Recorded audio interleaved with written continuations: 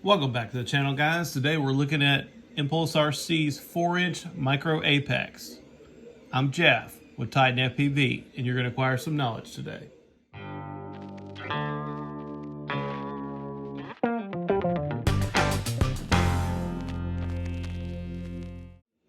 For the camera, I'm running the original Foxeer Digisight nano-sized shark bite camera. For motors, we've got these Beta FPV 2004 3000 kV motors for 4S. Props, I'm using these Gemfan 4023 tri-blade T-mount props. For the flight controller, I'm using the JHE MCU 20x20 35 amp all-in-one board. For the video transmitter, I'm running the SharkBite TX5R.1 Race VTX. Power switchable up to 200 milliwatts with smart audio. With a TrueRC Singularity Light UFL antenna, an XT30 for power. We are running a cap. For the receiver, I'm running the Happy Model EP2 Express LRS receiver. The dry weight's coming in at 199 grams. I flew it on this Tattoo R-Line 754S. It's coming in at 283. I also flew it on 3S with this Talon 1050.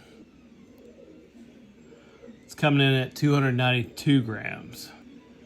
It shouldn't be difficult to get it under the 250 gram mark with a different size LiPo and just make some minor modifications there, but it'll be pushing it. This is a robust frame for a 4-inch. It's not a toothpick. They do make 5-inch arms for this frame. It cannot be purchased as a kit, like you can get this in a 3-inch or a 4-inch. Basically, the body is the same, and then the arms are just longer to allow for the larger disc area of the 5-inch props. These are the Gemfan 4023s. I flew it primarily on this, locked in on rails. This is easily the best flying micro that I have. It's turning out to be one of my new favorites in my fleet. It's making me consider purchasing a 5-inch Apex. I don't really fly a whole bunch of mini quads, mostly micros on the channel. I also flew it on these Nazgul 4030 bi-blade props. It was much looser. Personally, I didn't like the feel of that. Normally on micros, I do like to try bi-blade. These are T-mount, but they also have an adapter for T-mount. You can also run a 5mm shaft on these. So if you choose to go with something like a 1606 or 1607 motor, those are mostly going to be running a 5mm shaft, so you can use those with that application.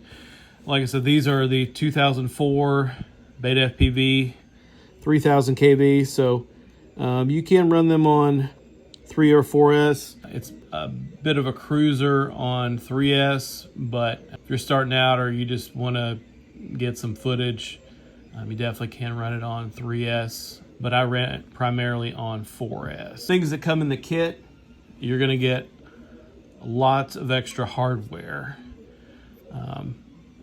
Something to note, these top screws that hold the top plate to the standoffs are M2.5, and I believe there's not many extra of those. Do not lose those. That is not a common size. Just be aware of that.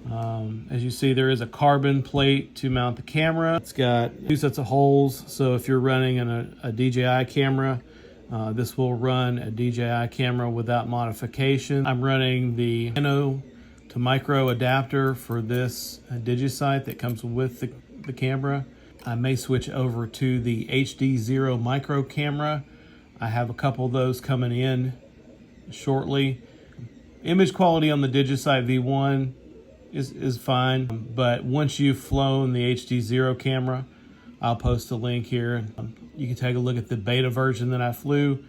The image quality of the Digisight and all the other SharkBite cameras does not compare to the HD0 micro cam. Also, you can fit a VTX, a 20x20 in the back. So if you're running a Vista, there's plenty of room back there for a Vista.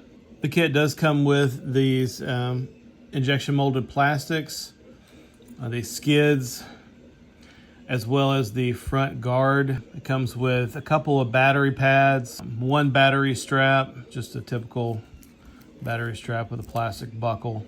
Does not come with any prints for the antenna. This is for I believe for a Vast Minion.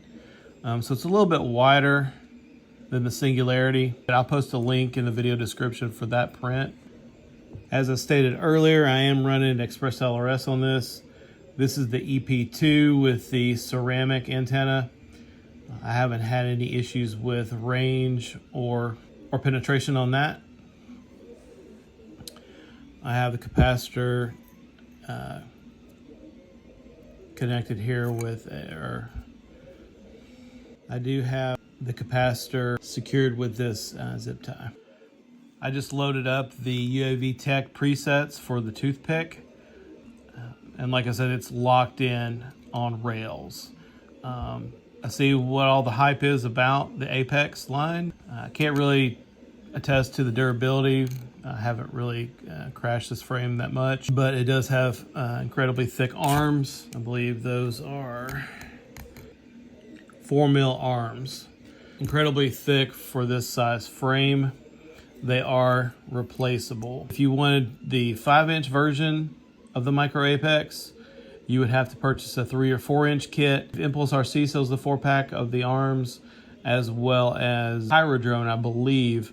I know RDQ and Newbie Drone sell them individually. If you're considering something in this class, it has plenty of power and weight to carry through with, freestyle tricks, like a 5-inch, but it's got more of a form factor of a smaller micro quad. This is going to be the sweet spot. I find myself flying a lot of 4-inch rigs. You get more, I'd say, a torquey response from the motors, especially with these pancake style 2004 motors versus like a 3-inch frame running 1404s. I haven't flown any 3.5-inch frames. I can't attest to that, but they remind me of a typical 5-inch in the way they respond. So if you're in the market for a new build, you've been considering the 4-inch class or even the 3-inch class, I'm going to give this a thumbs up for the ImpulseRC Micro Apex. Stay tuned. I have plenty of more shark bite content coming to the channel, along with the HD0 micro camera that should be here within a week or so. Keep your eyes peeled for that video. Make sure to turn on your post notifications. You get all the latest updates. Got more ImpulseRC content coming. Thanks again for tuning in. If you're not already subscribed, please do so. Give this video a thumbs up. Leave a comment down below. I'll get back to you as soon as I can. And we'll catch you in the next one.